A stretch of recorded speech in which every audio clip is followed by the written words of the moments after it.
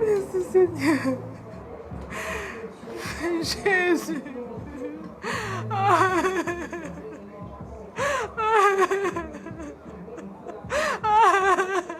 Dernière prière avant le départ.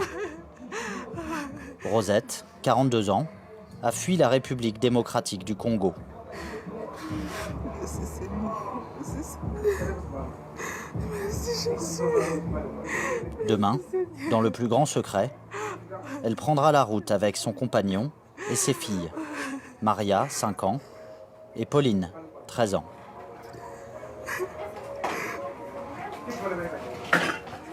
Objectif, le Canada. 20 000 kilomètres d'une route incertaine, coûteuse et parfois mortelle. 11 frontières à franchir, entre les mains de puissants réseaux clandestins de passeurs et de cartels. Et pour seule boussole, quelques messages laissés par d'autres migrants sur les réseaux sociaux.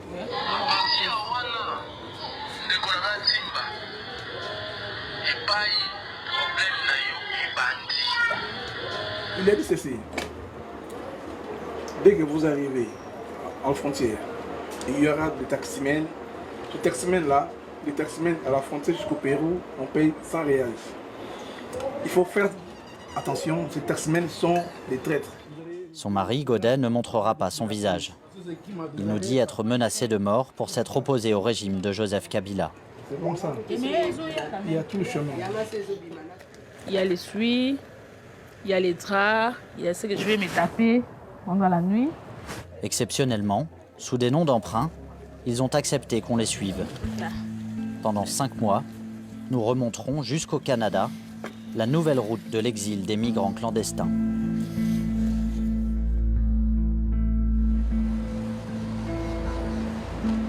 Sao Paulo, ville-monde de 12 millions d'habitants.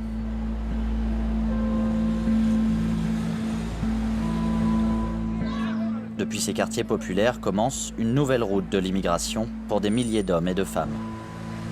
Souvent sans papier, près de 7000 trouvent refuge chaque année chez le père Paolo. Suite au séisme de 2010, plus de 30 000 Haïtiens sont arrivés au Brésil. Mais depuis quelques mois, les demandeurs d'asile viennent de beaucoup plus loin. 76% viennent du continent africain. La plus grande partie vient d'Angola, mais il y en a aussi qui viennent de République démocratique du Congo, du Nigeria, du Sénégal, de la Guinée-Bissau, de la Guinée-Conakry, du Sierra Leone et enfin une dernière partie d'Amérique latine. Souvent grâce à un visa touristique, ceux qui ont tourné le dos à la Méditerranée et à l'Europe trouvent au Brésil une terre d'accueil ou de transit quand l'objectif est d'atteindre les États-Unis et le Canada. Ce sont deux Marocains. Quand les conditions de vie n'offrent pas l'opportunité d'avoir une vie digne, l'homme cherche des alternatives jusqu'à risquer sa vie, qu'il y ait Trump ou pas Trump, avec mur ou sans mur. Ça va, t'as froid? T'as encore froid? Tu veux une veste? Je vais voir si j'ai ça.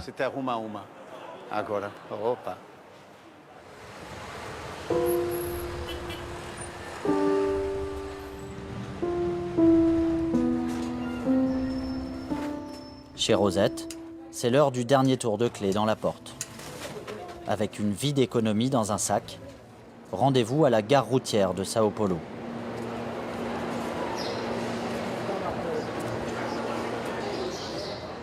Rosette et Godet ne voyagent pas seuls. Ils retrouvent 2 autres familles, congolaises elles aussi. Sur la route, ils espèrent que leur nombre fera leur force. Tous veulent demander l'asile en Amérique du Nord. Peu d'entre eux atteindront leur objectif. Pour rejoindre le Pérou, il faut d'abord traverser 5 régions du Brésil. 4 jours de bus, 1000 km par jour.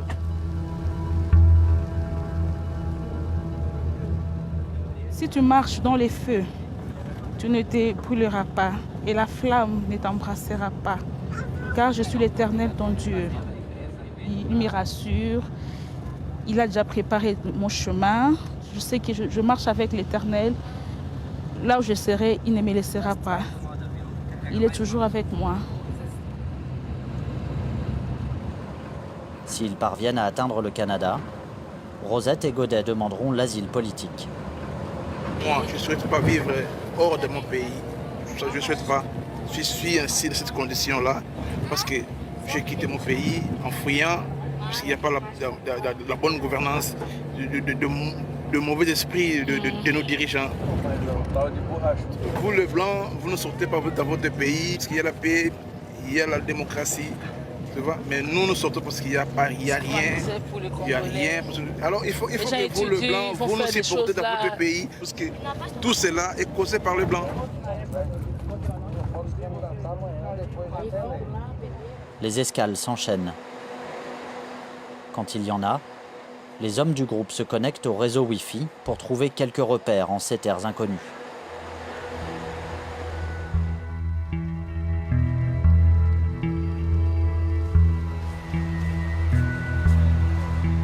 À l'approche de la frontière, le groupe se concerte avant dispersion. Maintenant, il faut que nous adoptions une stratégie. Nous ne devons prendre les bus que la nuit. Cela nous permettra d'éviter les dépenses liées à l'hôtel.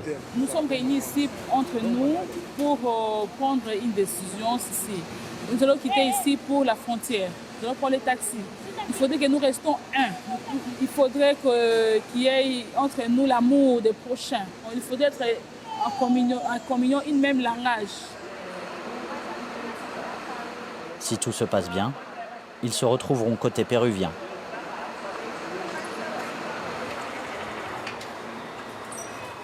Il faut partir en taxi jusqu'à Assis-Brasil. Ici passent la plupart des migrants sans papier vers le Pérou.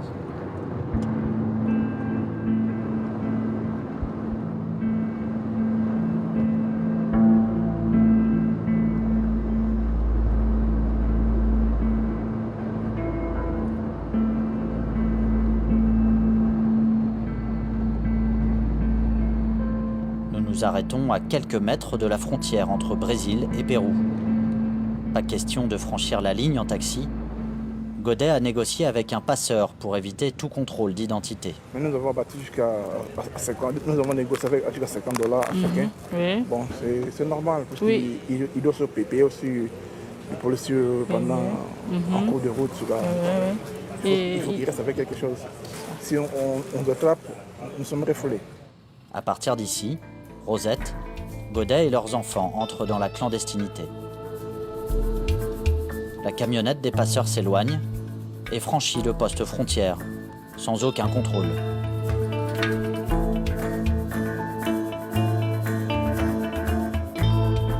Direction l'Équateur, rare porte d'entrée sur le continent américain. Le pays n'applique presque aucune restriction sur ses visas. 230 000 demandeurs d'asile y ont déjà trouvé refuge, un record sur le continent. Ici, comme à Sao Paulo, certains s'arrêtent et refont leur vie, dissuadés par la perspective d'emprunter une route qui tue. Rosette, elle, ne fait que passer. Nous la retrouvons à Tulcán, à la frontière colombienne.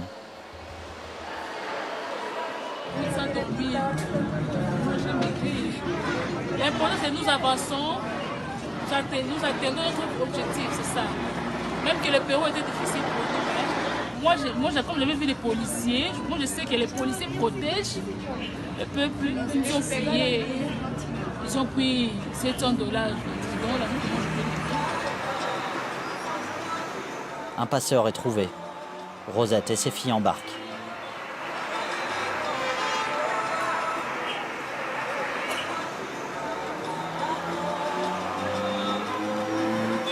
Ici, l'immigration colombienne opère des contrôles d'identité aléatoires. En cas d'arrestation, les clandestins sont renvoyés en Équateur. Rumichaca est l'un des postes frontières les plus fréquentés du pays. À la nuit tombée, Rosette et son groupe s'en remettent aux passeurs pour se fondre dans les trafics. Ils ne savent pas si ces trafiquants sont de bonne foi. Il faut être honnête dans ce que l'on fait, mais certains trafiquants ne le sont pas. Du coup, c'est comme signer son arrêt de mort.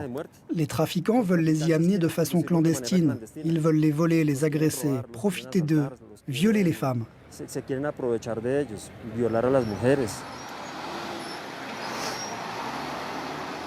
Face à des autorités au champ d'action limité, une armée de l'ombre, sans frontières. Celle des passeurs et des cartels de trafiquants. L'un d'entre eux accepte de nous parler de sa filière internationale. Sans nier la violence de son milieu, il accuse les autorités d'être complices du trafic de migrants.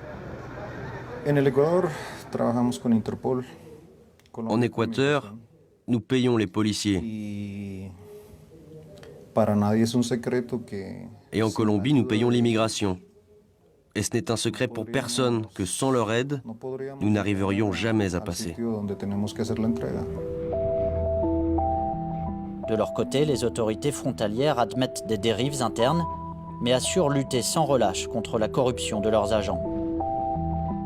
Ici opèrent plusieurs réseaux, pour autant de routes du trafic, mais tous ont la même destination, l'Amérique du Nord. Nous retrouvons Rosette à l'immigration colombienne, à Medellín. Je suis un officier de l'immigration colombienne. Attendez ici et détendez-vous. Peut-être 3 ou 4 heures. Photos, empreintes, signatures. Avec près de 35 000 interceptions de clandestins en 2016, la Colombie a adapté sa politique migratoire. Les sans-papiers sont recensés, puis relâchés, avec ordre de quitter le territoire. Après 11 jours de transport depuis Sao Paulo, stress et fatigue se sont accumulés. À l'écart du groupe, Rosette craque. Je regrette, mais je n'en peux rien. C'est pas facile. Mais je n'ai pas de choix. Il faut rentrer. C'est trop difficile, tu connais.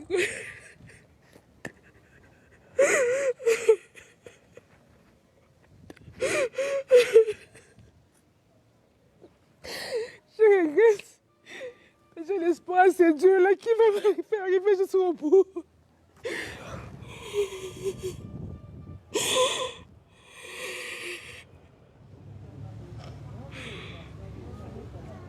Relâchés quelques heures plus tard, Rosette et son groupe sont libres de poursuivre leur chemin. Devant eux, à une journée de bus, l'étape la plus meurtrière de cette route interminable.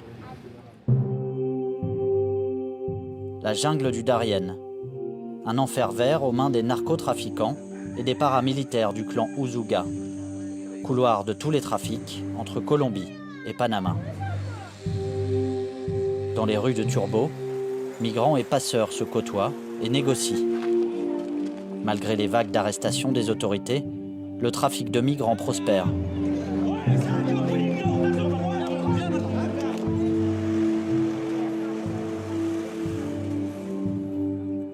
D'ici, il faut ensuite traverser le golfe d'Urabá pour atteindre Capurganá. Les eaux du golfe sont capricieuses, les embarcations parfois fatiguées, naufrages et noyades sont fréquents.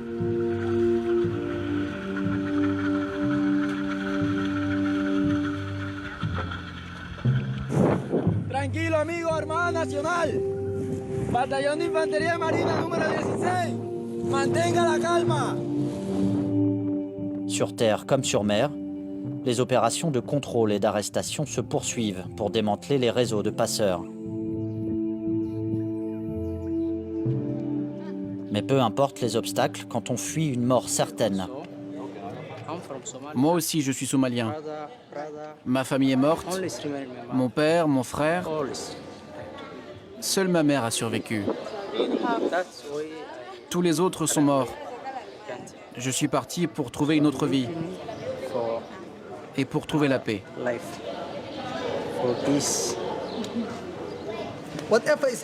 On fuit de gros problèmes, donc quoi qu'il arrive, on est prêt. Qu'on vive ou qu'on meure, on avance. Capurganá, dernière étape avant la jungle. Dans ces hôtels colorés, deux mondes se croisent. touristes et migrants, étrangers en vacances, étrangers en exode. Après une panne en pleine mer, Rosette et son groupe viennent de débarquer.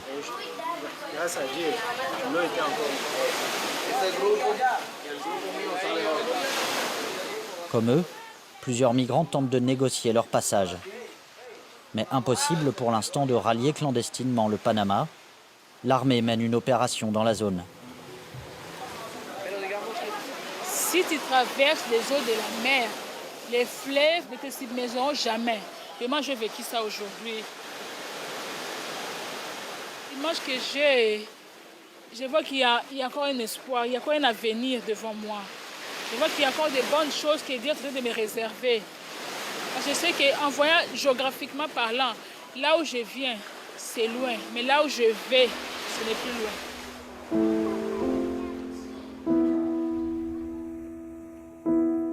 Rosette et son groupe décident de revenir sur leurs pas. Ils tenteront à nouveau leur chance dans quelques semaines, après la fin des opérations militaires anti-cartel. Notre équipe, elle, poursuit le tournage. Pour emprunter le même chemin que les migrants, nous sommes contraints de payer un passeur.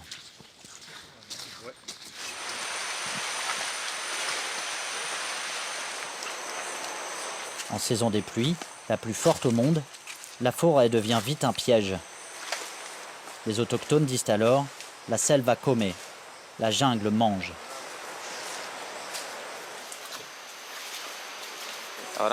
Là, pour l'instant, ça va.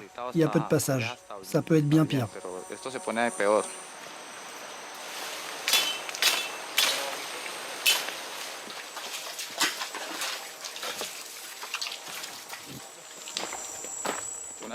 Une veste. Et tiens, regarde. Un scorpion. Regarde ça. Ici, il y a des gens qui arrivent un peu fatigués après la petite montée. On en croise qui sont assis là. Certains passeurs les pressent d'avancer. Il y en a qui restent derrière. Et les passeurs qui arrivent ensuite les ramassent. Il y a des irresponsables. Ceux qui souffrent, il faut les ménager, ralentir le rythme. Toutes les 10 minutes, s'arrêter un peu avec eux. Parce que si on ne le fait pas, il y en a qui meurent. Les forts les tuent. On arrive là-haut, là. Chaque passeur est responsable de son territoire. Ici, le trafic de migrants est un business. Il faut l'entretenir et faire sa publicité. Nous avons pu récupérer des images rares, prises par les passeurs eux-mêmes. Les amis, c'est moi. On finit de grimper la colline de la mort. On marche vers le Panama. Les copains, on arrive sur la colline de la mort. Fédé, Yasmani, le gros et les autres. Suivez ce gars. C'est un bon, c'est le passeur qu'il vous faut.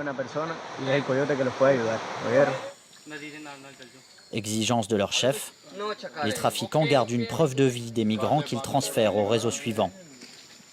Sur ces images, les marcheurs sont bangladeshis, népalais et chinois.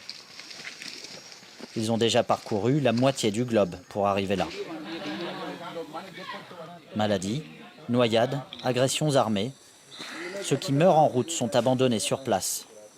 Il n'existe aucune donnée officielle sur le nombre de victimes chaque année. Leurs histoires se perdent dans ces coulées de boue et de pluie. Sur notre chemin, voici malheureusement le cadavre d'un migrant qui a péri en route pour le rêve américain.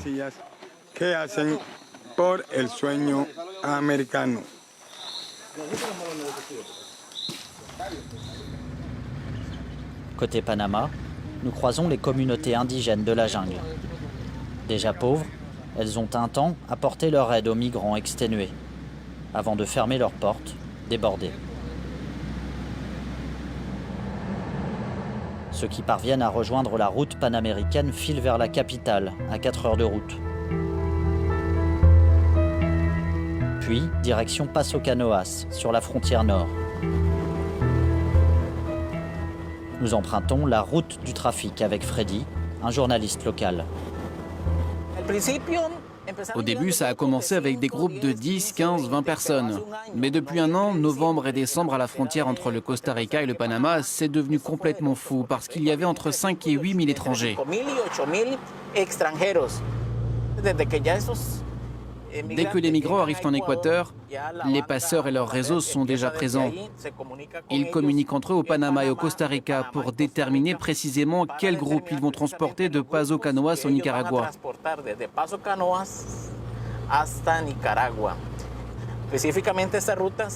Ces routes servent au transport de marchandises illégales, au trafic de personnes et surtout au trafic de drogue.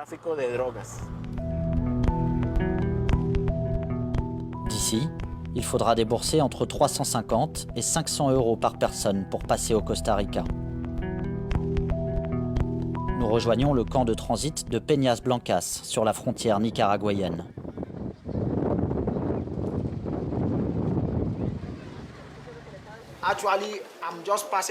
Je ne fais que passer, mais vraiment, Costa Rica, je n'oublierai jamais.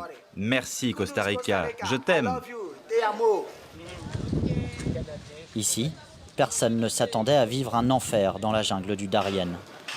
15 jours dans les forêts, il y a les gens morts. Il y a les autres familles qui viennent, tu vois, papa mort, on a resté avec les mamans, avec les enfants. Moi, j'ai vu une autre fille, un fille de 35 ans mort devant moi, nous étions ensemble. Les gens morts. Maintenant, si tu me vois comme ça, c'est grâce à Dieu. C'est grâce à Dieu. Si vous m'entendez, ne pensez pas à prendre cette route, parce qu'elle est mauvaise, très dangereuse. Pas de place où dormir dans la forêt, des serpents, des pythons, l'eau, les scorpions. Je ne conseillerais pas même à mon ennemi d'aller dans cette forêt.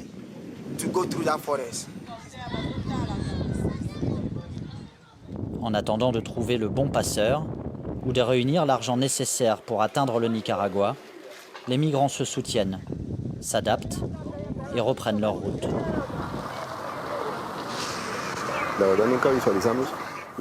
Vraiment, personne n'a vu venir l'arrivée massive de ces gens qui viennent d'Afrique, d'Asie du Sud, de pays comme le Népal, le Bangladesh, le Sri Lanka, du Burkina Faso. Les sommes d'argent qu'ils dépensent pour traverser l'océan, sans parler des routes qu'ils doivent prendre pour échapper au contrôle, ils arrivent en très mauvaise santé. On ne sait pas si 100% atteignent leur but. On pense que beaucoup n'arrivent jamais.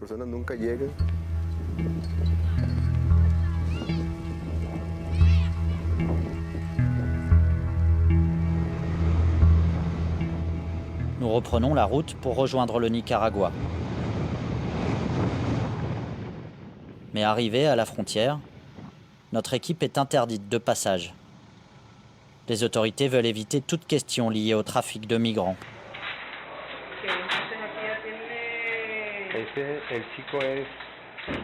Ici, les passeurs demandent jusqu'à 1 000 € par personne pour traverser la frontière. Une fortune. Certains migrants donneront tout ce qu'ils ont avant parfois d'être malgré tout arrêtés et renvoyés au Costa Rica.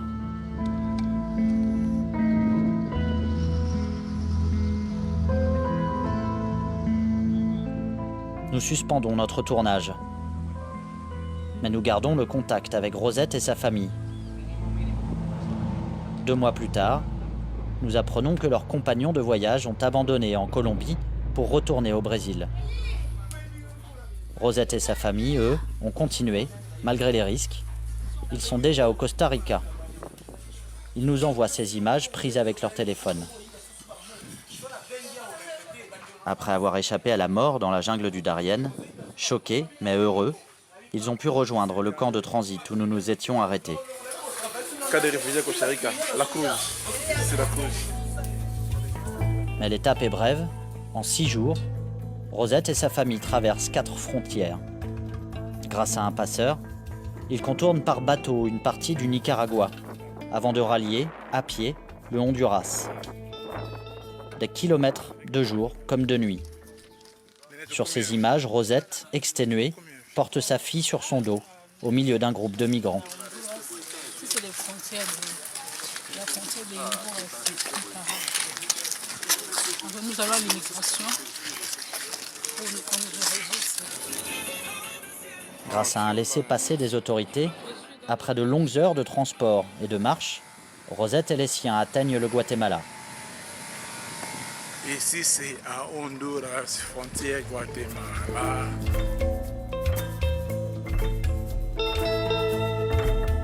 Pour passer au Mexique, il faut ensuite éviter la noyade sur les eaux du Rio Suchiate et ses embarcations clandestines faites de chambres à air de camions et de palettes de bois.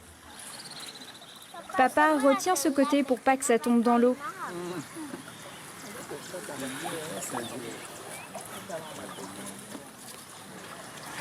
Ici, nous traversons Guatemala pour Mexique.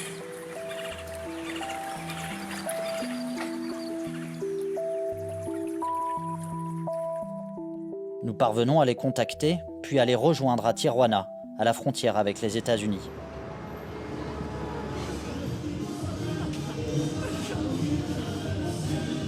Rosette a laissé toutes ses économies dans les mains des passeurs pour arriver là. Plus de 4 000 € dépensés depuis leur départ du Brésil. Selon nos estimations, plusieurs dizaines de millions d'euros alimentent ainsi chaque année les réseaux du trafic de migrants en Amérique latine. Après quelques échecs, un refuge pour migrants accepte de les recevoir. Rosette, soulagée, profite de ce répit. Donc vraiment, c'était un voyage vraiment risquant, très risquant. Mais Dieu nous a aidés, on n'a rien vu. Mais vraiment, c'est risquant.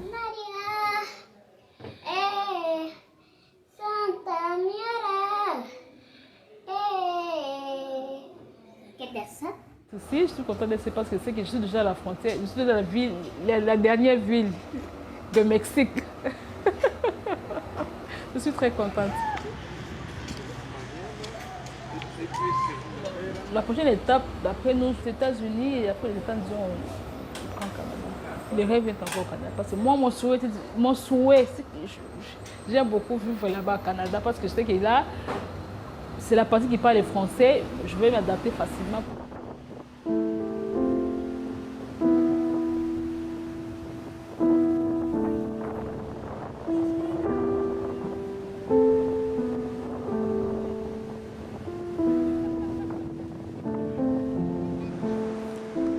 Les États-Unis sont à portée de main. Mais il faudra encore des jours, des semaines avant d'atteindre le Canada. Les deux pays ont un accord migratoire. S'ils sont contrôlés aux États-Unis, Rosette et sa famille ne pourront plus demander l'asile au Canada. Il faudra donc traverser clandestinement le pays de Donald Trump.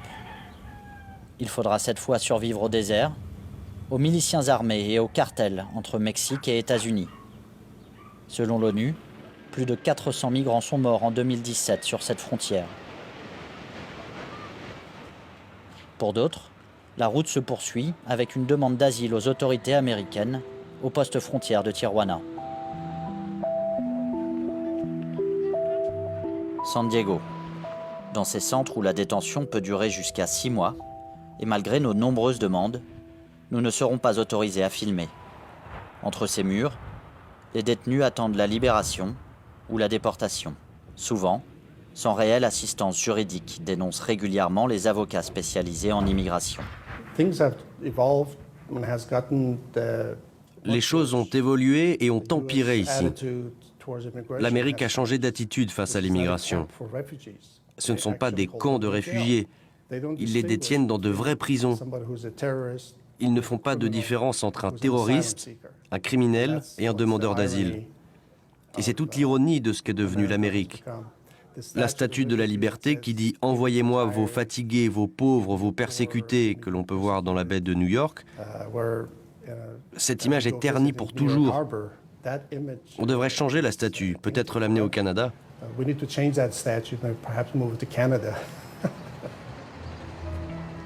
Le poème gravé au pied de la statue de la liberté est toujours dans la baie d'Hudson. Mais il résonne surtout désormais dans les messages du Premier ministre canadien, comme dans ce tweet posté peu après l'arrivée de Donald Trump à la Maison-Blanche. De son côté, Donald Trump a déclaré la guerre aux 11 millions de clandestins des États-Unis. Son administration s'est rapidement exécutée. En un an, les rafles et les arrestations des services de l'immigration ont presque doublé. C'est ton camion? Oui, monsieur. Oui? On peut vérifier? Tu portes une arme? Non. Jamais? Non. Jamais porté d'arme? Non. Maintenant, on vous emmène à l'immigration à Dallas. Terrorisés, beaucoup pensent trouver refuge au Canada. Ils rejoignent New York, où transite la majorité des migrants qui visent la frontière canadienne. Beaucoup montent dans ces bus en direction de Plattsburgh, au nord de l'État de New York.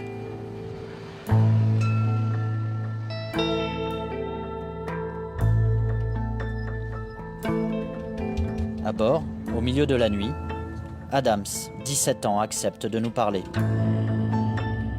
Suite à un conflit d'héritage familial au Nigeria, Adams dit avoir fui une mort certaine. Je veux étudier, aller à l'école. Je ne connais personne au Canada. Je n'y ai pas de parents. Je n'ai pas le choix. Je ne veux pas être envoyé chez moi. Parce que je sais ce que Trump est en train de faire. Il y a 3 jours, 5 Nigérians ont été expulsés. Les 5, devant moi. J'ai peur. Je ne sais pas ce qui va arriver. Grâce à un visa de tourisme, il a pu rejoindre directement New York en avion. Pour lui, la route sera courte. Il espère trouver refuge à Montréal. Plattsburgh, 4 heures du matin. Adams trouve un chauffeur de taxi pour l'emmener à la frontière.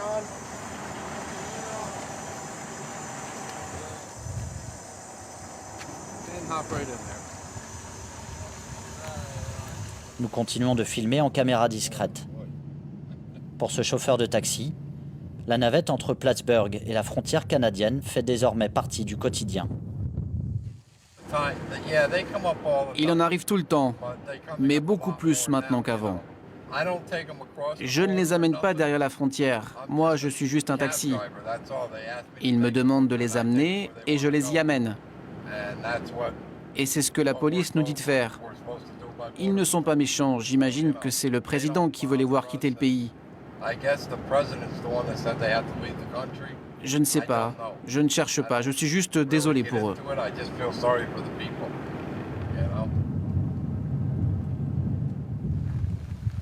Signe d'une affluence discrète mais régulière, 3 taxis se succèdent dans cette impasse, en pleine campagne. J'ai peur. Je ne sais pas ce qui va se passer. Notre chauffeur essaie de rassurer le jeune migrant. Tu vas voir un passage. Ils vont venir vers toi, écoute-les et marche vers eux.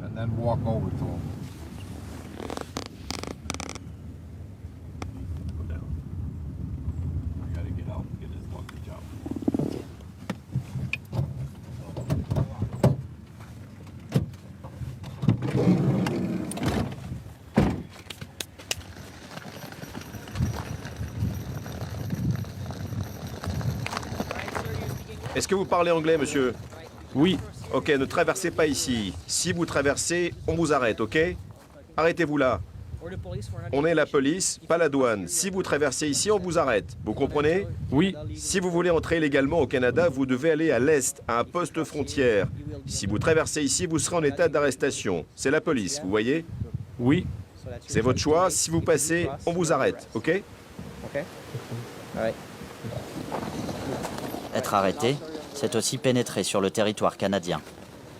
Dans quelques heures, Adams sera transféré à Montréal. La procédure d'asile durera des mois. En cas de refus, les migrants sont expulsés par avion vers leur pays d'origine.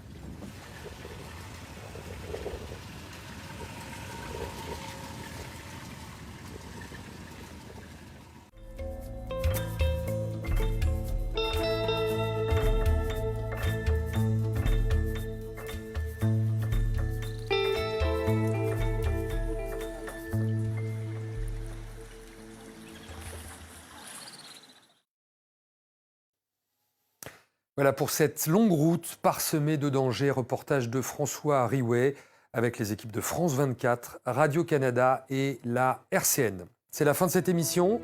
On se retrouve dans un mois pour un nouveau numéro de Reporter le Doc et dès la semaine prochaine pour Reporter sur France 24.